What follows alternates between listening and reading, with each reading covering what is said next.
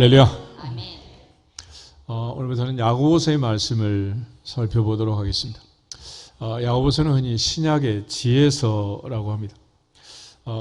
야고보서를 쓴 사람은 하나님의 종, 주 예수 그리스도의 종이라고 자기를 소개하고 있는데, 우리가 잘 아는 야고보는 예수님의 제자 야고보, 베드로와 안드레, 요한과 야고보, 네 제자가 둘씩 형제입니다. 예수님께서 예루살렘에 올라갈 때 어머니 살로메를 앞세워서 요한과 야고보의 어머니 예수님의 이모가 와서 예수님께 이제 인사청탁을 하는 거죠. 왕이 되면 내 두 아들을 오른쪽 왼쪽에 세워주세요 그랬죠. 그때 예수님께서 좌우에 앉는 것은 하나님이 주실 것이고 너희가 과연 나의 마시는 잔을 마실 수 있겠느냐? 그럴 때 아멘이라고 대답을 했잖아요. 예수님이 말씀하신 것은 십자가의 죽음을 가리키고 순교를 말씀하신 건데, 야고보는 사도행전 12장에 보면 그 결과 제일 먼저 첫 번째 순교자가 됩니다. 헤롯이 야고보를 칼로 죽이고 이어서 베드로를 죽이면 더 인기가 올라갈 것 같아서 베드로 옥에 가두게 되죠. 그리고 교회가 그를 위해서 열심히 기도하고 그날 밤 천사가 베드로 옥에서 풀어가지고 기도하던 마가의 어머니 마리아의 집 앞에 가서 문을 두드리잖아요. 그때 로데가 튀어나와서 베드로가 왔습니다. 그러니까 기도하던 사람들이 미쳤냐? 그랬던 이야기가 바로 이제 사도행전 12장 사건인데, 그때 야고보는 이미 순교를 했습니다. 그래서 예수님의 제자 야고보는 야고보서의 저자가 아니고, 야고보는 사도행전 15장에 등장하는 야고보, 예수님의 동생 야고보입니다. 그래서 예수님의 어머니 마리아의 젖을 먹고 같이 자란 형제, 그래서 젖동생 이런 표현을 쓰는데, 예수님의 동생 야고보가 쓴 책이고, 이 야고보는 예루살렘 교회에 오랫동안 20여 년 목회를 했던 초대교회를 담당했던 목회자이기도 합니다. 그런데 이제 당시 유대인들의 인구가 대략 한 96만 가까이 되는데 한 5만 6만 정도 이제 예루살렘에 남고 나머지는 다 이제 흩어져서 살았어요. 지금의 소아시아 터키 지역이라든지 그리스 로마 또 아프리카 북부 지역 이런 지중해 연안에 이제 흩어져서 살았던 그런 시대였습니다. 그래서 하나님과 주 예수 그리스도의 종 야고보는 흩어져 있는 12지파에게 무난한다 이렇게 편지를 보내게 됩니다. 그래서 예루살렘을 따라서 살았던 교도인들을 흔히 디아스포라라고 하는데, 결국 그들이 고향을 떠나서 언어가 통하지 않는 타향에서 특별히 종교가 다르고 언어가 다른 이방 세계에 살고 있는 그들에게 편지를 쓰면서 가장 중요한 두 가지를 강조하는데, 첫째는 인내를 온전히 이루어라, 두 번째는 지혜를 구하고 지혜롭게 살아야 한다라는 것을 이제 강조해 준 것입니다. 특별히 이제 야고보는 전체적으로 행동하는 믿음, 행함이 없는 믿음은 그 자체가 죽은 것이다. 그래서 살아있는 믿음은, 진짜 믿음은 행함이 있어야 한다. 행동하는, 생동하는, 살아 움직이는 믿음이어야 한다라고 말해요. 그리고 특별히 야고보서 5장에 가면 너희 중에 고난당하는 자가 있느냐? 저는 기도할 것이요. 너희 중에 즐거워하는 자가 있느냐? 저는 찬송할지다. 너희 중에 병든 자가 있느냐?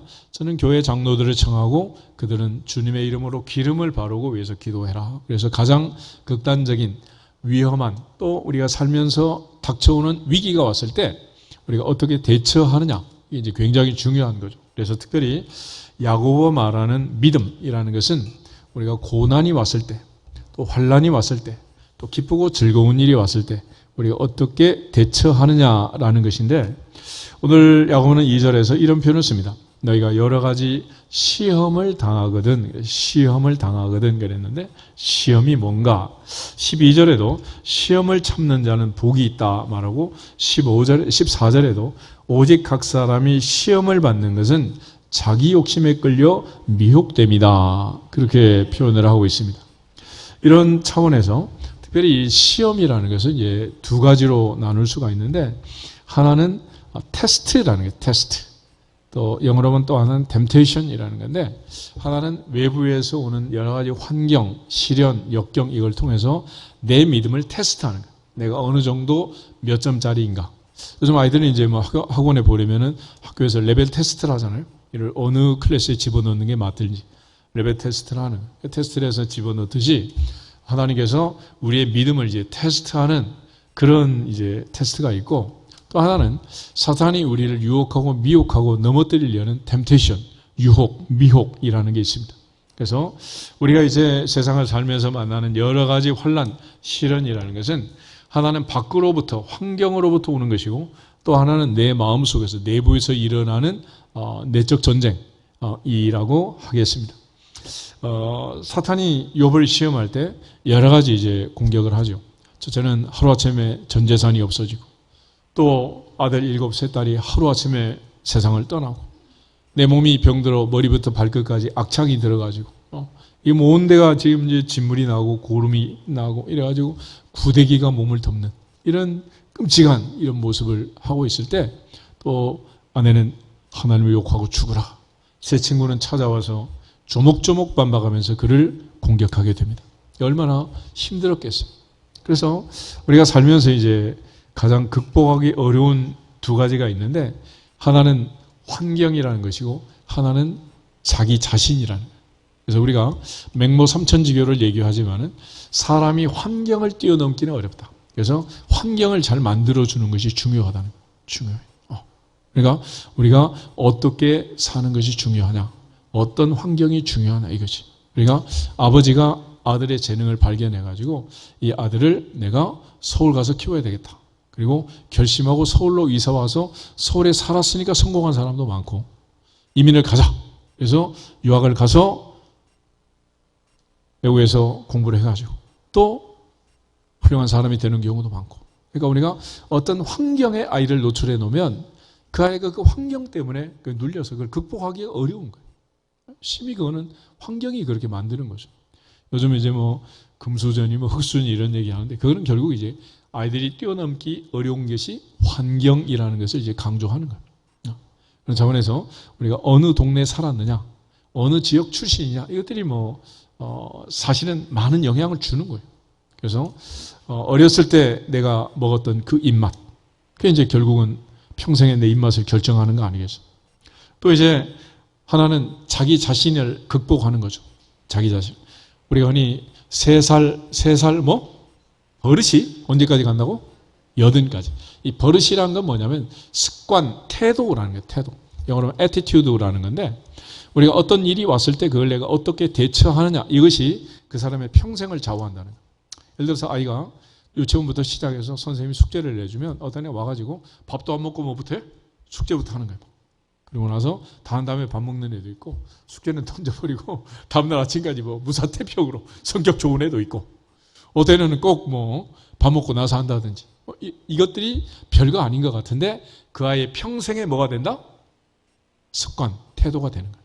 그래서 그 습관과 태도를 바꾸는 것은 굉장히 어렵다. 굉장히 어렵다. 그러니까 그 사람이 어떤 습관, 어떤 태도를 가졌느냐, 이게 이제 너무도 중요한 거죠. 그러니까 오늘날도 우리가 이제 어떤 위기가 왔을 때 어떻게 극복하느냐. 우리가 이제 세계에서 10대 강국으로 들어갔다 이런 표현을 쓰고, 또 IMF를 가장 빨리 견디고 극복했다 이런 말도 하는데, 우리가 이렇게 이제 나라 전체적으로 극복하는 이 민족성이 뭐냐? 그러면 흔히 은근과 끈기라고 얘기를 하죠. 은근과 끈기. 또 이 고난과 가난과 어려움 속에서 극복했던 일. 그리고 특별히 우리나라에는 서울대보다 더 좋은 데가 있는데 군대라는 게 있잖아. 이 군대라는 것이 우리로 하여금 이 극복하는, 이겨내는, 이걸 주는 거예요. 그런데 아이들이 요즘 군대 가서도 지금 이제 너무 약해가지고 군대에서 뭘 당했다 어쨌다 막 이러고 터뜨리고 이런 일들이 많잖아. 근데 그 옛날에는 그 억울함도 참고 얻어 터져도 참고 또 참고 울긴 왜 우니 이러면서 참는 거 아니겠어요? 그러니까 그것들이 결국은 당신은 젊었을 때 억울하지만 그 고난을 겪음으로써, 그런 경험함으로써 긴 인생으로 보면은 내가 살다가 그런 일이 없으면 좋겠지만 그런 일이 왔을 때라도 이길 수 있다 없다? 있다는 거예요. 있는 거예요. 그래서 이번 잼버리도 갯벌에서 고생을 했다 이러는데, 사실 젊어서 고생은 사서라도 하는 거 아니겠어요? 며칠 한 주간 거기 있었다고 애들이 죽는 것도 아니고, 길게 보면은 사실은 고생을 하는, 경험을 하는 것이 너무도. 근데 문제는 고생을 하는 게 중요한 게 아니라 그 고생을 하면서 내가 어떤 태도로 임하느냐, 어떤 태도로 그걸 극복하느냐, 이게 중요한 거예요. 그러니까 그 태도를 잘 기르고 습관을 잘 기르고 그러한 고난에 대한 태도, 습관, 이것들이 좋은 사람을 만나서 짝도 짓고 회사도 차리고 멤버도 만들고 클럽도 만들고 서클도 만들고 뭐 이러면 이제 그게 좋은 회사, 행복한 가정이 되는 거지. 근데 이게 지금 안 맞는 그런 경우는 이게 힘들어. 그러니까 여자들도 마찬가지. 남편이 뭐 100만 원, 1000만 원, 1억 얼마를 주느냐 이거는 별로 중요하지 않아요. 얼마를 주든지 내가 습관이 어떤 습관을 가지고 있느냐에 따라서 어렸을 때 습관을 보면 이 사람이 부자로 살지 가난하게 살지 그저 그렇게 살지를 알 수 있는 거예요. 이미 그때 결정이 되어 있는 거예요. 그래서 여러분 사는 모습을 보면 어렸을 때 돈 쓰던 거나 지금이나 별로 달라진 게 있어 없어? 달라진 게 없는 거야. 똑같아. 그는 이미 언제 결정된 거야? 3살 버릇이 80까지 가는 거예요. 그러니까 애들도 할머니 할아버지 세뱃돈 주고 뭐 용돈 주고 그랬을 때 애가 어떻게 관리하느냐를 보면 애가 앞으로 어떻게 살지가 결정이 되는 거예요. 그래서 교육은 언제가 중요하냐? 어렸을 때가 좀 어렸을 때. 그러니까 이미 버릇이 결정된 거를 나중에 아무리 고치려고 해도 안 되는 거예요. 그건 불가능한 일이다. 그래서 야고보는 이제 고향을 떠나서 이민을 가서 언어도 종교도 다른 그 나라에 살면서 어떻게 살아야 할 것이냐. 첫째는 인내를 강조하는데 2절을 보시면 내 형제들아 너희가 여러 가지 시험을 당하거든 온전히 기쁘게 여기라 그랬습니다. 여기서 내 형제들아 라고 얘기하는데 내 형제라는 것은 1절에 보면 하나님과 주 예수 그리스도의 종 야고보라고 자기를 소개했습니다.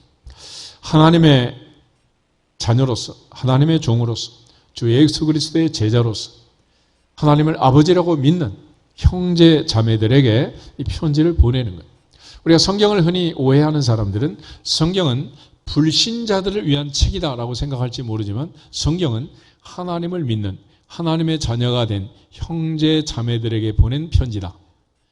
하나님의 자녀들에게 보낸 하나님 아버지의 사랑의 메시지, 이게 바로 성경이라는 거예요. 그러니까 하나님과 관계없는 하나님의 자녀가 아닌 하나님 백성이 아닌 사람들은 이것과 무관하는 거예요. 그래서 구약에서는 가장 중요한 언약의 본질이 하나님께서 이스라엘 백성들을 향해서 늘 이렇게 말합니다. 나는 그들의 하나님이 되고 그들은 내 백성이다. 그래서 이스라엘 백성들이 가지고 있는 가장 중요한 자존감은 선민의식. 그래서 선민, 성민 이런 표현을 쓰는 거예요. 나는 거룩한 백성이요 하나님이 선택한 백성이다. 그래서 선민, 성민이라고 하는 거예요. 그러나 이제 예수님께서 너희는 이렇게 기도하라 하늘에 계신 우리 아버지요. 십자가의 죽음으로써 하나님이 아버지라고 가르쳐준 그 진리대로 이제는 영접하는 자, 그 아들의 이름을 믿는 자들에게는 하나님의 자녀가 되는 권세를 주셨다 그러죠. 권세. 그래서 너희가 악할지라도 자식에게는 좋은 것으로 줄 줄 알거든. 하물며 하늘에 계신 너희 아버지께서 구하는 자에게 좋은 것으로 주시지 않겠느냐 하신 말씀처럼 이제 우리는 하나님을 아버지라 부르는 형제 자매가 되었다. 그래서 하나님의 아들, 하나님의 딸답게 이제는 하나님 아버지의 성품을 본받은 부전자전의 자존감을 가지고 이렇게 살아야 한다.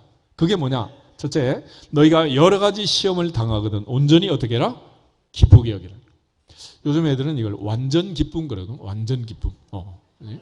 옛날에 완전 정복이라는 참고서가 있었는데 애들은 완전 기쁨. 완전. 우리말로 그 샬롬, 예루살렘이라는 말은 이제 같은 어원인데 솔로몬 전보다 이 샬롬이라는 말의 어원이 퍼펙트, 완전하다, 완벽하다, 흠이 없다는 거죠. 여기 뭐 볼펜인데 볼포인트 펜, 이 끝에 볼펜을 만들기 위해서는 구가 들어간 구. 이 구가 완전 구가 돼요.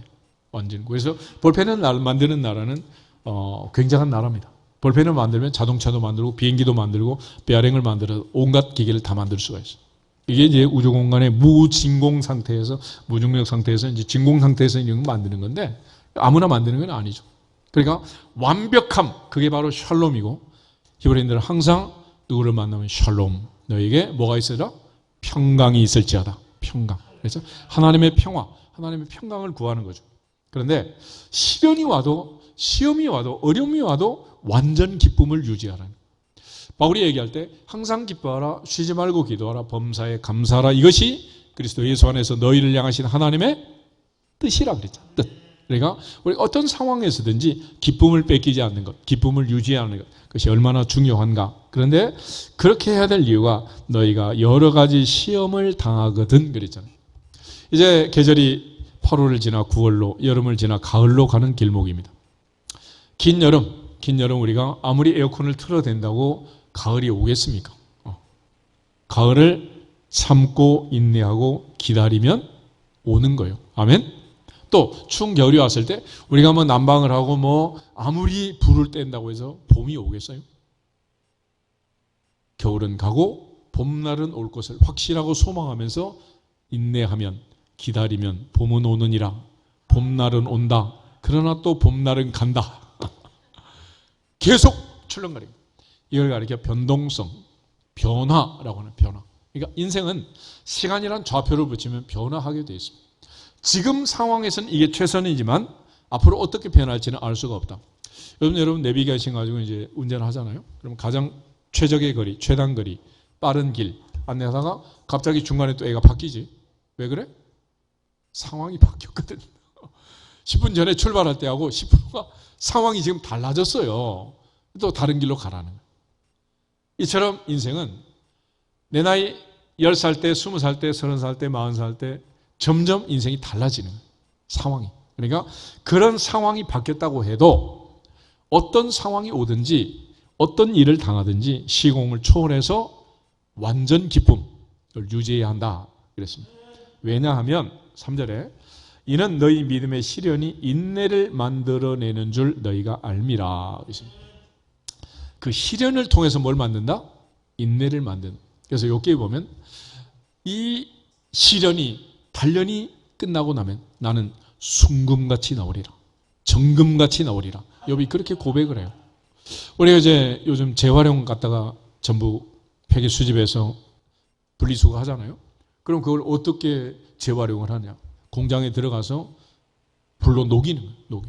그래서 원료를 만들어 가지고 다시 이제 재생을 하는 건데 금, 은, 동철 이것들은 이제 포항제철이고 재련소에 들어가서 순도 100% 99.99%의 금은 동철을 만들려면 어마어마한 열로 녹이는 거예요. 녹여.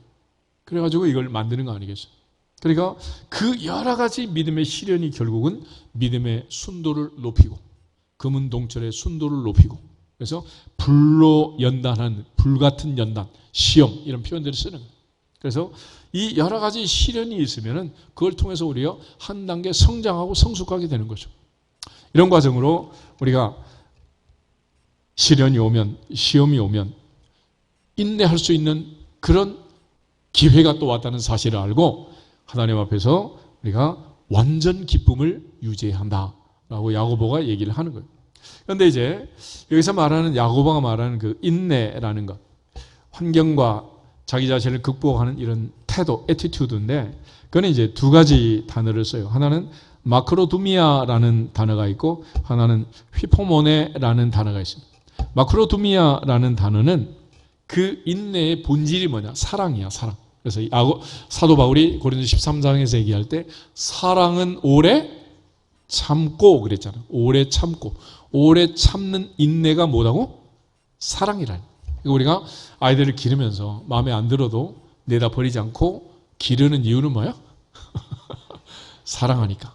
그래서 가끔 이제 자기 엄마 아닌 새엄마가 와가지고 이제 문제가 생기고 여러 가지 이제 뉴스에 나오고 또 생모라도 뭐 시집 가가지고 다 죽었는데 구하라법이 나오고 막 이런 일이 벌어지는 거 아니겠어요? 그러니까 본질적으로 참고 인내하는 거는 그 본질이 뭐라는 거예요? 사랑이라. 그러니까 내가 정말로 아이를 사랑하면 이 아이를 위해서 옛날 할머니 어머니들은 할아버지 할머니 다 돌아가셔도 참고 인내하고 길렀잖아. 생명처럼 다 그렇게. 그래서 인내하고 참는 이유 첫 번째는 뭐냐? 사랑하기 때문이다. 사랑. 이 사랑하기 때문에 사랑하면서 참는 거야. 사랑하면서. 그러니까 도저히 못 참겠다. 그럼 이제 뭐가 끝난 거야? 사랑이 끝나요. 사랑. 또 하나 이제 히포메네라는 것은 야고보가 말하는 믿음을 얘기해요. 믿음. 행함이 없는 믿음은 그 자체가 뭐라고? 죽은 것이다. 그래서 야고보 말하는 인내는 믿음의 또 다른 표현인데 이거는 결국 하나님 앞에 소망을 가지고 참는 거예요. 예를 들어 지금 내가 가난하다. 날씨가 추운 겨울이다. 그럴 때 우리가 외적에 오는 이 환경, 가난이라는 환경, 추위라는 환경을 우리가 대처하는 데 있어서 그냥 이를 악물고 참는 게 아니고 지금 내가 힘들지만 내 아들 내 딸을 잘 교육을 시켜서 공부를 시키면 애들은 나보다 더 잘 살게 될 것이라는 믿음을 가지고 소망 가운데 참는 거예요. 그래서 우리가 그 어려웠던 후진국 시절을 벗어나서 이제 뭐 선진국에 진임한 이런 나라가 된 거 아니겠어요? 그러니까 옛날에 그렇게 허리띠를 졸라매고 그야말로 새끼줄로 칡넝쿨로 허리를 묶고 촉은 목피하면서 그 어려운 보릿고개를 넘어간 이유가 뭐겠어요? 내 아들 내 딸은 손자 손녀는 좋은 세상에 살게 하겠다라는 할머니 할아버지들의 그 인내, 참고 소망 가운데 참아줌, 그것들이 오늘을 이루게 된 거예요. 그러니까 우리가 소망이 없다면 참는 게 의미가 없죠. 또 겨울이 왔는데 영원히 겨울이다. 참는데 희망이 있겠어요? 지치겠어요? 얼마나 지치겠어요? 그래서 우리가 봄, 여름, 가을이 있는 이런 나라에 산다는 것은 얼마나 행복한 일인지 몰라요. 여러분 우리가 여름이 가고 가을이 오니까 그저 오나 보다. 그렇지만 전 세계적으로 적도를 중심으로 위도 뭐 10도, 20도 이 근방에 있는 나라들은 1년 내내 여름이에요. 1년 내내. 날씨에 대해서는 소망이 없어. 소망. 아무리 기다려도 가을이 온다 안 온다? 안 와요. 안 와. 그런 나라에 한번 살아봐요. 어떻게 되겠는지. 살겠습니까 이게? 사람이 살겠냐고 이게. 그래서 태국이나 캄보디아나 뭐 베트남이나 이런 동남아 지역 가면 계절이 세 계절이 있어요. 더운 계절이 있고 뜨거운 계절이 있고 아주 뜨거운 계절이 있고 그 외에는 없어. 그렇지만 우리는 이 뜨거운 계절이 가고 뭐가 오고 있어? 가을이가 오고 있잖아. 가을이가. 가을이가 지나면 또 누가 와? 겨울이가 오는 거야. 겨울이가. 겨울이 지나면 봄이가 또 오잖아. 할렐루야. 그래서 우리는 이러한 계절의 변화 통해서 또 다음 소망을 갖고 날씨가 사계절이 우리에게 가르쳐주는 그 교훈도 너무도 큰 거예요. 잠시 잠깐 기다리면 여름은 가고 가을이 온다. 아무리 추위가 혹독해도 참고 인내하면 봄이 온다 안 온다? 온다. 그걸 우리가 배운 거예요. 근데 1년 내내 더운 나라 배우겠어 못 배우고 있어요. 안 되는 거예요. 안 돼. 그래서 우리가 이제 야고보가 말하는 인내, 그렇게 참으라는 것은 뭐냐? 궁극적으로 사랑하기 때문에, 또 하나는 믿음과 소망이 있기 때문이다. 할렐루야. 그래 참는 거지. 감옥살이 하듯이 무기징역하듯이 언제 풀려날지도 없는 이제 영원히 무적경에 들어간 것 같은 그런 감옥살이를 한다면은 살맛이 나겠어 이게? 인간이 그 자체로 죽음인 거지. 그래서 인내는 여러 가지 특징이 있는데 그 첫 번째 특징은 뭐냐면 종말론적이라는 것입니다. 다시 말해서 영원히 참아야 되는 건 아니고 잠시 참으면 돼. 잠시. 다 같이 사도행전 14장을 한번 찾아보겠습니다. 사도행전 14장 22절.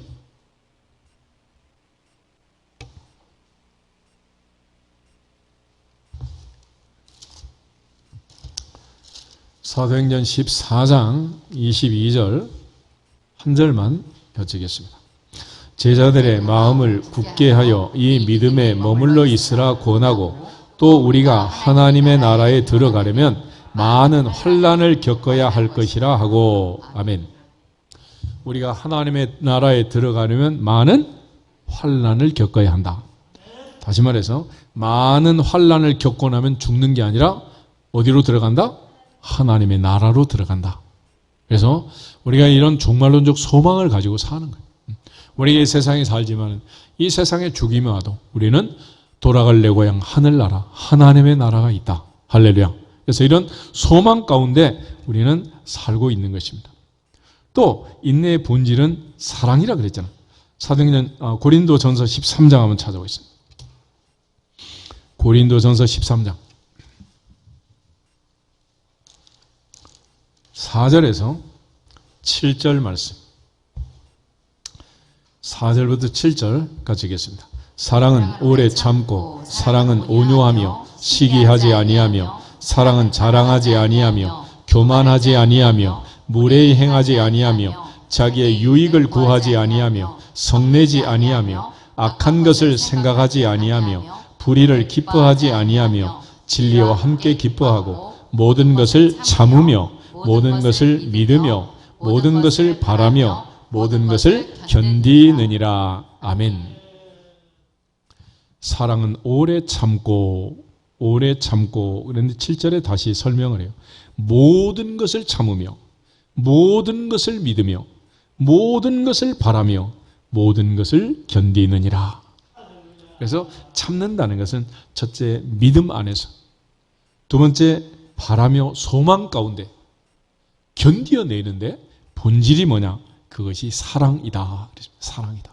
그러므로 우리 모두가 주님 안에서 가정생활하든 교회생활하든 내 인생을 허락하신 하나님 앞에 우리 인생의 마지막 날까지 인내하시기를 주의 이름으로 축복합니다. 궁극적으로 이 인내의 끝자락은 뭐냐? 승리라는 거예요. 승리. 요한복음 16장 한번 찾아보세요. 예수님께서 마지막 다락방에서 제자들에게 발을 씻기시고 만찬을 드시고 많은 말씀을 주셨어요. 그리고 그 말씀을 주시는 마지막에 주님이 얘기를 하십니다. 33절, 요한복음 16장 33절 한 절을 읽겠습니다. 이것을 너희에게 이르는 것은 너희로 내 안에서 평안을 누리게 하려 함이라. 세상에서는 너희가 환난을 당하나 담대하라. 내가 세상을 이기었노라. 아멘. 세상에서는 환난을 당하나 담대하라. 내가 세상을 이기었노라. 우리는 우리를 사랑하신 이로 말미암아 넉넉히 이기느니라. 그러니까 환난은 절대로 우리를 이길 수 없다. 우리는 환난을 이기고 마침내 승리하리라. 이것이 성경의 약속입니다. 그래서 이러한 세상의 환난을 견디고 마지막 하나님의 나라가 기다리고 있다. 그래서 성경은 믿음의 결국, 믿음의 마지막은 영혼의 구원이고 그 영혼의 구원은 누가 얻는다? 인내하는 자가 얻는다. 인내. 누가복음 21장 17절에서 19절을 다시 한번 보겠습니다. 누가복음 21장 17절에서 19절. 21장 17절. 또 너희가 내 이름으로 말미암아 모든 사람에게 미움을 받을 것이나 너희 머리털 하나도 상하지 아니하리라. 너희의 인내로 너희의 영혼을 얻으리라. 아멘. 궁극적으로 천국 가는 사람, 구원받는 사람, 구원을 완성하고 하나님의 나라에 들어가려면 반드시 완전 인내가 필요하다. 그래서 인내를 온전히 이루라. 온전한 인내가 필요하다. 인내. 그러니까 참지 못하면 내가 받을 복을 다 빼앗기고 마는 거예요. 그래서 그 옛날 어렵고 힘든 시절을 겪었던 할머니 치마폭에 천하가 다 들어온 거 아니겠어요? 아들, 딸, 손자, 손녀 다 할머니 앞에 큰절하고 세배하는 거 아니야. 그렇지만 못 참겠다 깨꼬리 그러고 튀어나간 할머니는 the end. 끝이야. 없는 거예요. 그러니까 아무리 어렵고 힘들어도 참아야 하느니라. 인내해야 돼. 인내. 베드로전서 1장 9절 한번 넣어보시죠. 베드로전서 1장 9절. 8절하고 9절 두 절 보겠습니다. 베드로전서 1장 8절. 예수를 너희가 보지 못하였으나 사랑하는도다. 이제도 보지 못하나 믿고 말할 수 없는 영광스러운 즐거움으로 기뻐하니 믿음의 결국 곧 영혼의 구원을 받음이라. 아멘. 인내하고 참고 견디는 믿음의 결국은 영혼의 구원. 그랬습니다. 구원.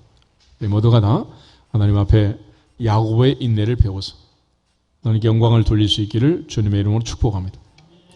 그래서 야고보는 1장에서 인내를 얘기하고 마지막에서 또 인내를 얘기해요. 5장을 한번 넣으시면 야고보서 5장에 7절부터 11절에 세 가지 인내를 강조합니다. 첫째는 농부의 인내가 있고, 두 번째는 선지자의 인내가 있고, 세 번째는 욥의 인내가 있어요.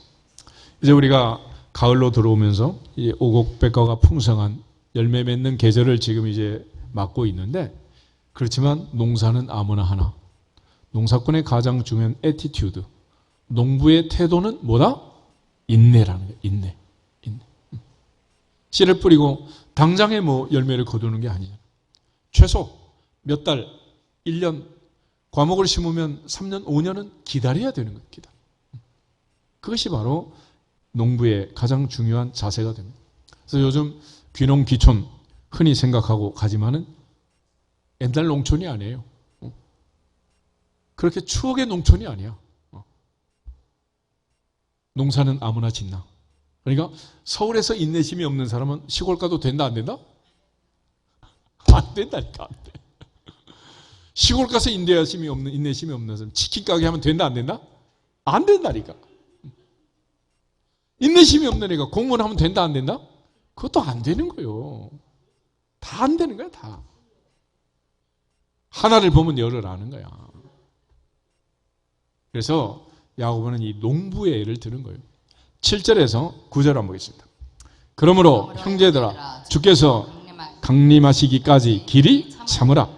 보라, 농부가 땅에서 나는 귀한 열매를 바라고 길이 참아 이른 비와 늦은 비를 기다리나니 너희도 길이 참고 마음을 굳건하게 하라. 주의 강림이 가까우니라.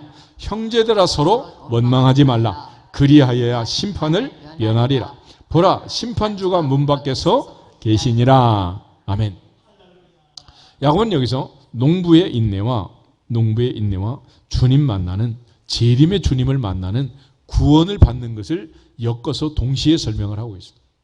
그래서 인내하는 자는 주님이 강림할 때까지 인내해라. 우리 인디안의 기도는 반드시 응답받는다 그러잖아요. 인디안은 기후제를 지내고 비가 오기를 소망하는데, 인디안이 기후제를 지내면 반드시 비가 온다는. 왜 그러냐? 인디안은 비 올 때까지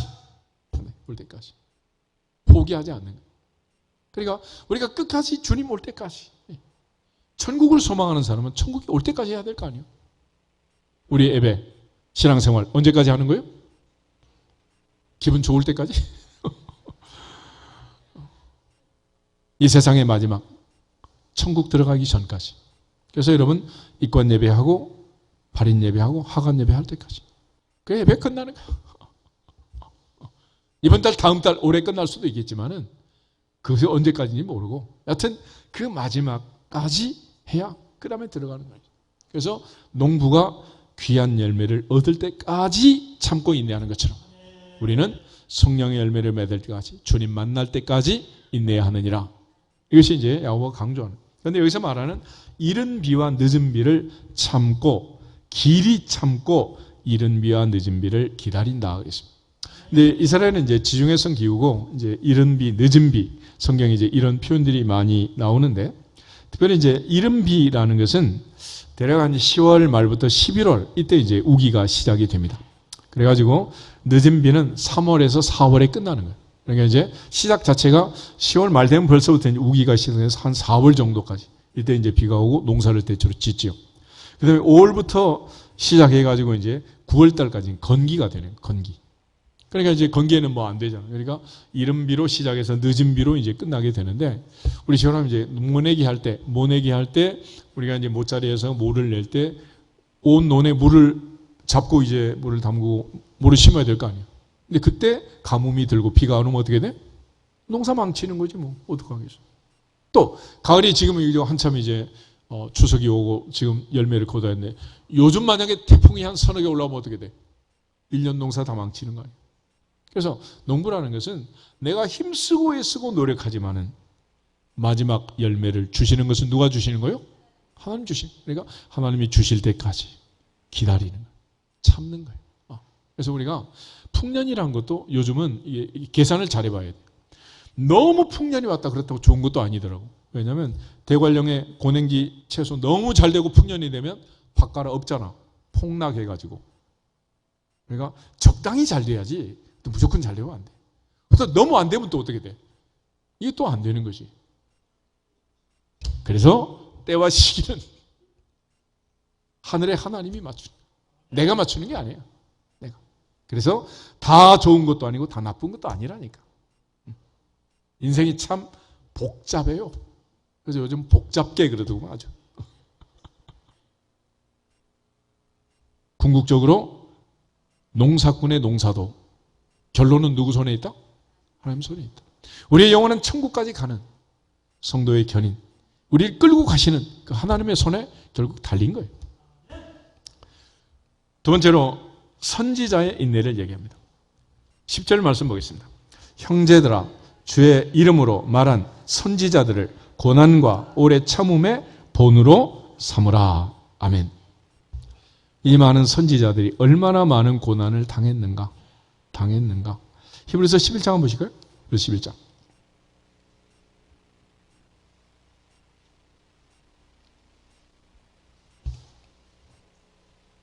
32절에서 38절을 가서 한번 읽어보겠습니다. 32절부터 38절 한 절씩 교독하겠습니다. 제가 먼저 읽겠습니다. 내가 무슨 말을 하리요? 더하리요? 기드온, 바락, 삼손, 입다, 다윗과 및 사무엘과 선지자들의 일을 말하려면 내게 시간이 부족하리로다. 그들을 믿고 나라를 이기기도 하며 의를 행하기도 하며 약속을 받기도 하며 사자들의 입을 막기도 하며 불의 세력을 멸하기도 하며 칼날을 피하기도 하며 연약한 가운데서 강하게 되기도 하며 전쟁에 용감하게 되어 이방 사람들의 진을 물리치기도 하며 여자들은 자기의 죽은 자들을 부활로 받아들이기도 하며 또 어떤 이들은 더 좋은 부활을 얻고자 하여 심한 고문을 받되 구차히 풀려나기를 원하지 아니하였으며 또 어떤 이들은 조롱과 채찍질 뿐 아니라 결박과 옥에 갇히는 시련도 받았으며 돌로 치는 것과 톱으로 켜는 것과 시험과 칼로 죽임을 당하고 양과 염소의 가죽을 입고 유리하여 궁핍과 혼란과 학대를 받았으니 같이 읽겠습니다. 이런 사람은 세상이 감당하지 못하느니라. 그들이 광야와 산과 동굴과 토굴에 유리하였느니라. 아멘. 38절에 특별히 이런 사람은 세상이 뭐하지 못한다? 감당하지 못한다. 왜 그러냐? 세상의 마지막 키는 뭐냐? 죽인다는 거야. 말 안 들으면 죽일 거야. I will kill you. 죽인다는 거야. 그렇지만 믿음의 사람들은 살아도 할렐루야, 죽어도 할렐루야. 죽음이 두렵지 않은 거야. 그러니까 죽음의 위협 가지고 위협할 수 없는 자들, 이것이 바로 믿음의 사람들, 믿음의 선지자들의 삶인 거예요. 그래서 이러한 죽음이 와도 두려워하지 않는 사람들, 예수께서 마태복음 10장 28절 말씀하시기를 몸은 죽여도 영혼을 죽이지 못하는 자들을 두려워하지 말고 오직 몸과 영혼을 능히 지옥에 멸하시는 하나님만 두려워하라. 할렐루야. 그래서 하나님을 두려워하는, 하나님을 경외하는 것이 지혜의 근본이라고 했어요. 그러니까 지혜가 없는 사람은 세상 죽음을 두려워하는 것이고 하나님의 자녀들은 세상의 죽음을 두려워하지 않는다는. 마태복음 5장 예수님 하신 말씀을 한 번 더 보시면 예수님께서 팔복을 얘기합니다. 팔복, 그 중에 마지막 8번째, 의를 위하여 박해를 받은 자가 복이 있다 말씀하셨는데 10절부터 12절 한번 보겠습니다. 마태복음 5장 10절, 의를 위하여 박해를 받은 자는 복이 있나니 천국이 그들의 것임이라. 나로 말미암아 너희를 욕하고 박해하고 거짓으로 너희를 거슬러 모든 악한 말을 할 때에는 너희에게 복이 있나니 기뻐하고 즐거워하라. 하늘에서 너희의 상이 큼이라. 너희 전에 있던 선지자들도 이같이 박해하였느니라. 아멘. 선지자 한다는 것, 얼마나 많은 박해를 당해야 되는지 모르는 일이다. 그래서 우리가 하나님 나라의 일을 안 하면 아무 일도, 아무 소리도 안 듣습니다. 그렇지만 조금이라도 일을 하려고 하면 말을 듣게 되어 있고 어려움을 당하게 되어 있는 거예요. 이거는 예수님도 그렇고 구약의 선지자들도 그렇고 수없이 많은 믿음의 사람들이 하나같이 겪었던 일이다. 그러나 그 어려움을 당했을 때 우리의 태도, 우리의 자세, 우리의 습관은 예수님처럼 습관을 쫓아 감람산에 가서 기도하시고 십자가를 지신 것처럼 초지일관해서 한결같이 고난 중에는 기도하고 즐거움 중에는 찬송하고 하나님께 영광을 돌릴 수 있기를 주님의 이름으로 축복합니다. 그것이 선지자의 삶인 거예요. 선지자. 그러니까 하나님의 말씀을 듣고 하나님의 말씀대로 사는 자는 반드시 고난을 당할 수밖에 없지만 바울이 로마서 5장 3절 4절에 말한 것처럼 우리는 환난 중에도 즐거워하나니 환난은 인내를, 인내는 연단을, 연단은 소망을 이루는 줄 알기 때문이다. 믿기 때문이다. 확신하기 때문이다. 그럼 분명한 확신을 가지고 하는 거예요. 그렇지. 이 세상에서 지금 손해봐가지고 억울하고 원통하고 분한데 그걸 어떻게 참겠어. 그렇지만 하나님께 맡기면 하나님의 계산기 안에서 하나님의 시간 속에서 하나님의 계획 속에서 반드시 합력하여 선을 이룰 줄로 믿습니다. 하나님께 맡겨. 마지막에 야고보가 강조하는 것은 욥의 인내였습니다. 욥의 인내. 11절을 보시면 야고보서 5장 11절 보라 인내하는 자를 우리가 복되다 하나니 너희가 욥의 인내를 들었고 주께서 주신 결말을 보았거니와 주는 가장자비하시고 긍휼히 여기는 이시니라. 여기서 주께서 주신 결말이라는 게 있는데 결말. 여러분 욥의 재산이 궁금하죠? 욥이 얼마의 재산을 가지고 있었을까? 여기에 분명하게 이제 욥의 재산 목록이 나와 있어요. 여기 1장을 먼저 한번 보겠습니다. 여기 1장.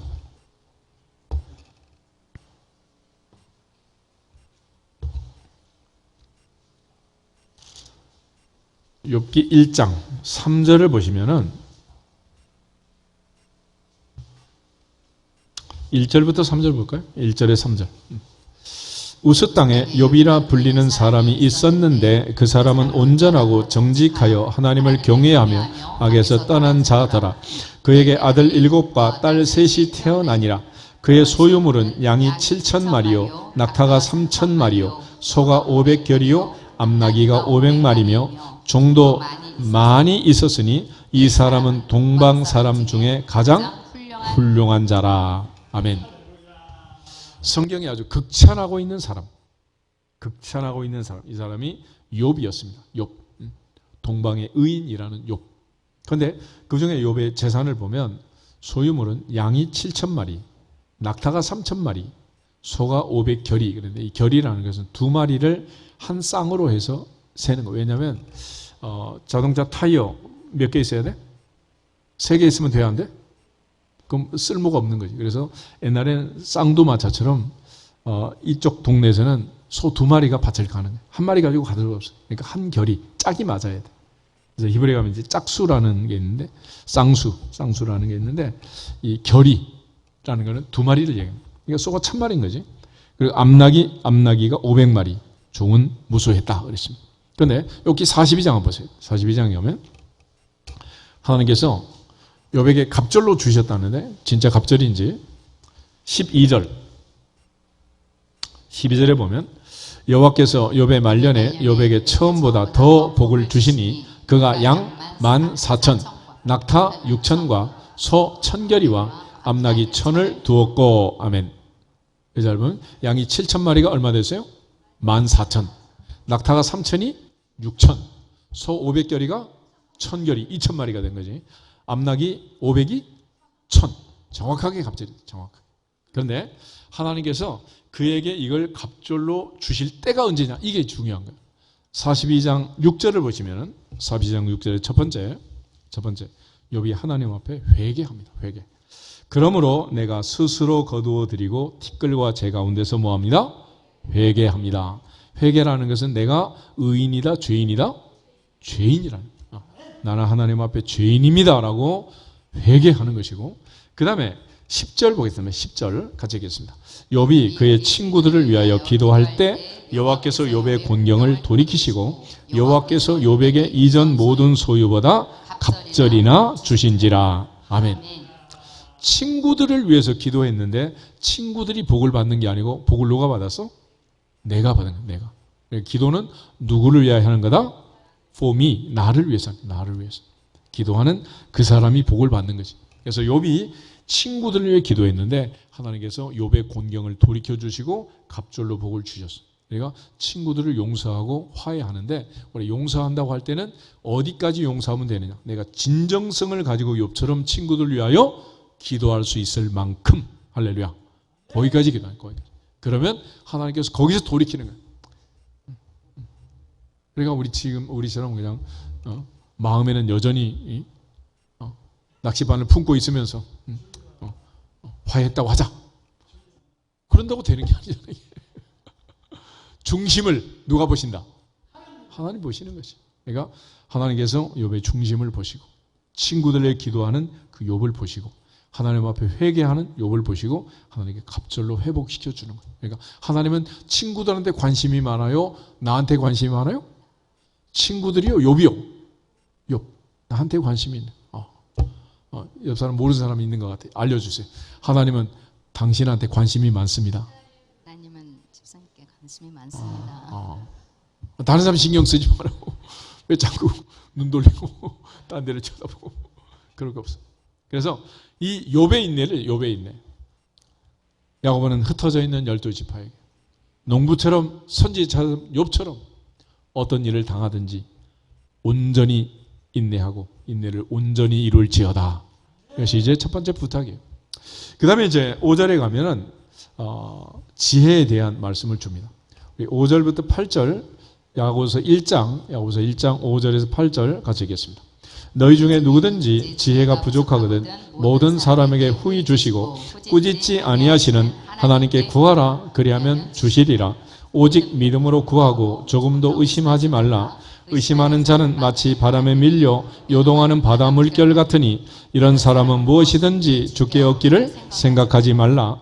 두 마음을 품어 모든 일에 정함이 없는 자로다. 아멘. 야고보는 여기서 또 하나 지혜를 얘기합니다. 지혜로운 사람이 되어야 한다. 우리가 흔히 요즘은 지혜와 지식을 이제 구분하죠. 위즈덤, 날리지 구분하는데 성경이 말하는 지혜, 야고보는 신약의 지혜서라고 하는데 솔로몬이 쓴 지혜서, 욥기, 시편, 잠언, 전도, 아가 이 시가서 중에서 특별히 욥기하고 잠언, 전도서 이런 책을 이제 지혜서라고 합니다. 그런데 솔로몬이 지혜를 얘기할 때 여호와를 경외하는 것이 지혜의 근본이다. 그리고 욥기, 잠언 31장에 가면 누가 과연 현숙한 여인을 얻겠느냐? 아름다운 것도 헛되고 거짓되다.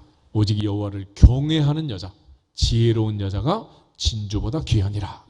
그러니까 지혜로운 아들, 현숙한 딸, 지혜로운 남자, 현숙한 여자 모두 다 하나님을 뭐하는 사람? 경외하는, 하나님만 두려워하는 사람. 이 사람이 바로 복 있는 사람이고 지혜로운 사람이라는 거예요.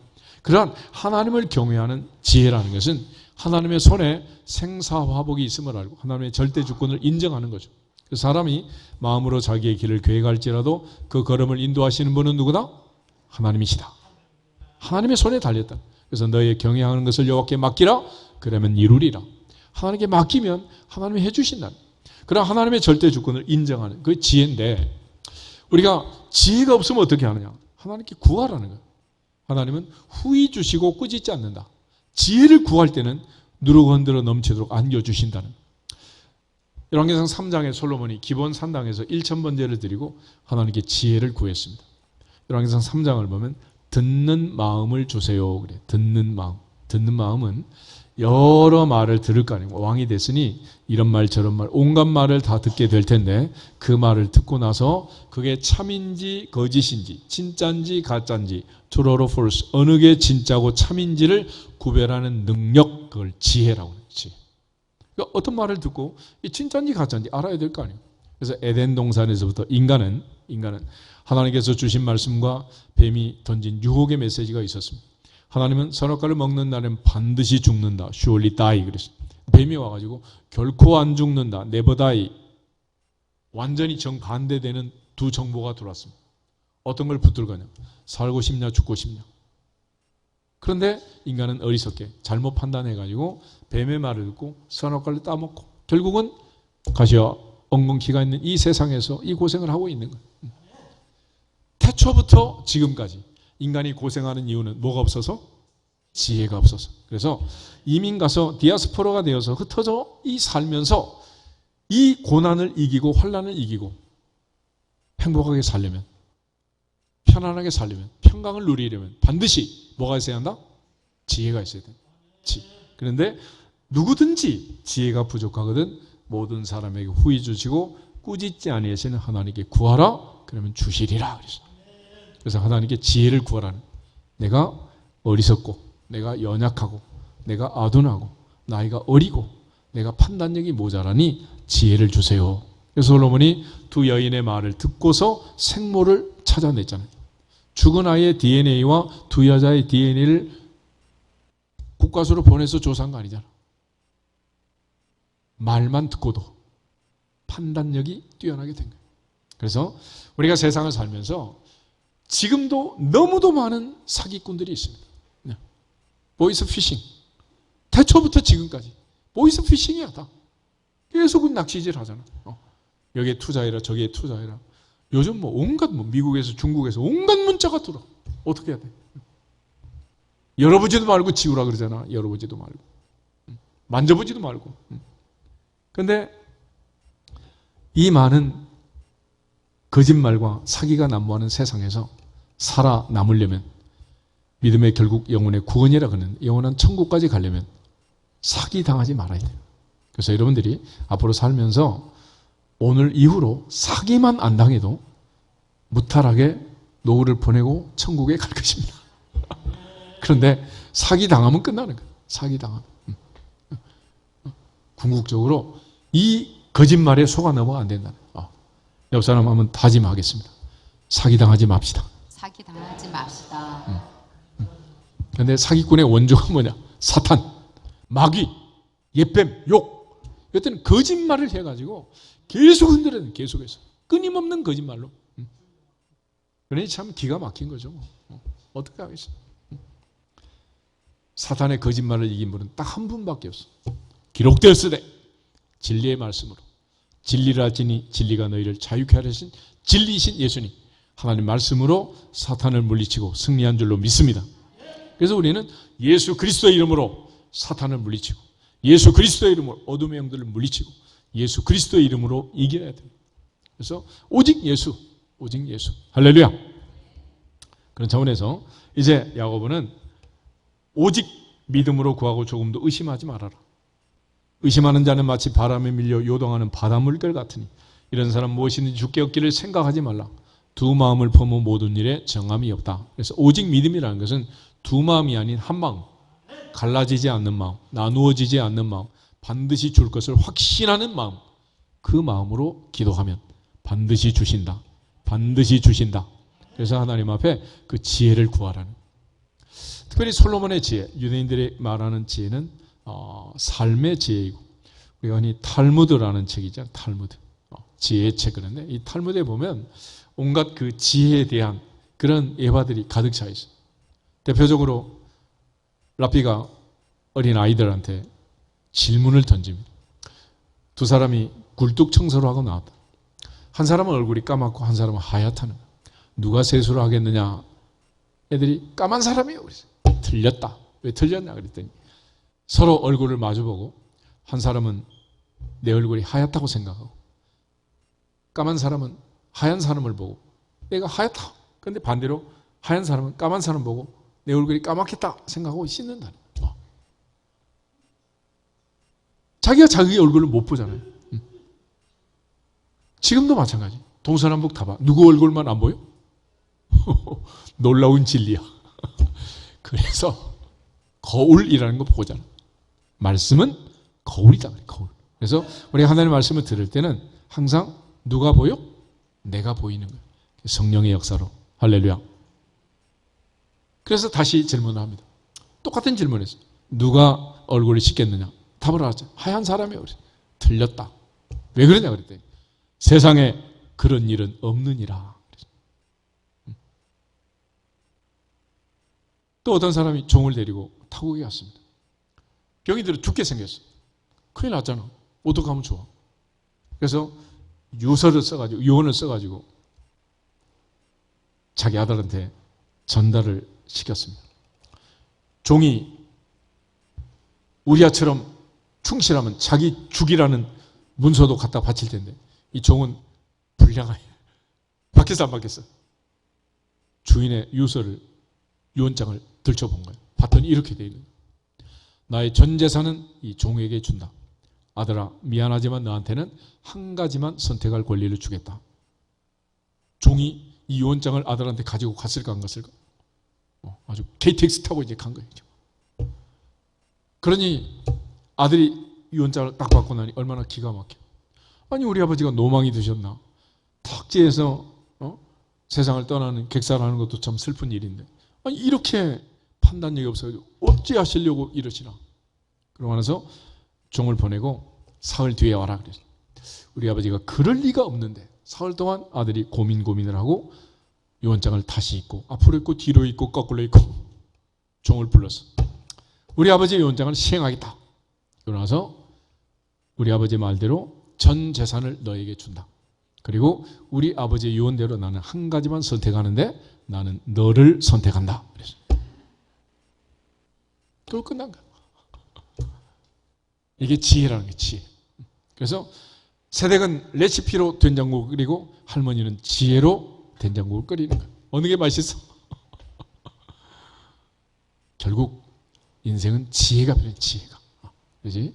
단지 지식만 넣어서 될 일이 아니다라는 겁니다. 그러므로 이 험한 세상, 내일 또 무슨 일이 있을지, 다음 달에 무슨 일이 있을지, 세계 전역에서 지진과 전쟁의 소식이 들려오는 이런 위험천만한 시대를 살고 있으면서 우리는 온갖 촉각을 세우고 불안에 떨면서 살 수도 있고 하나님께 다 맡기고 엄마 품에 안긴 아기처럼 편안하게 살 수도 있는 거예요. 그건 누가 선택하는 거예요? 내가. 그것도 애티튜드, 나의 선택이다. 그래서 고난 중에는 기도하고 즐거움 중에는 찬송하고 지혜가 없으면 하나님께 달라 그러고 하나님 주신 은혜로 지혜로 편안하시기를 축복합니다. 궁극적으로 하나님께 맡기면 되는 거예요. 너의 염려를 주께 맡길지어다. 맡길지어다. 너의 경영하는 것을 맡길지어다. 아들도 딸도 맡길지어다. 내 인생도 맡길지어다. 다 맡기라는 거예요. 맡기지 못하니까 힘든 거죠. 오늘 야고보가 고향을 떠난 디아스포라들에게 말도 언어도 통하지 않고 종교도 다른 그 이방 세상에 사는 그들에게 첫째는 참아야 하느니라. 두 번째는 지혜로워야 하느니라. 얘기합니다. 오늘 우리 모두가 다 인내와 지혜로 영적 전쟁에 승리하고 남은 인생 주 앞에 가는 날까지 행복하시기를 주님의 이름으로 축복합니다. 다 같이 주 예수 그리스도의 이름으로 하늘문화 열릴지어다 선포하고 기도하겠습니다. 주 예수 그리스도의 이름으로 하늘문화 열릴지어다 열릴지어다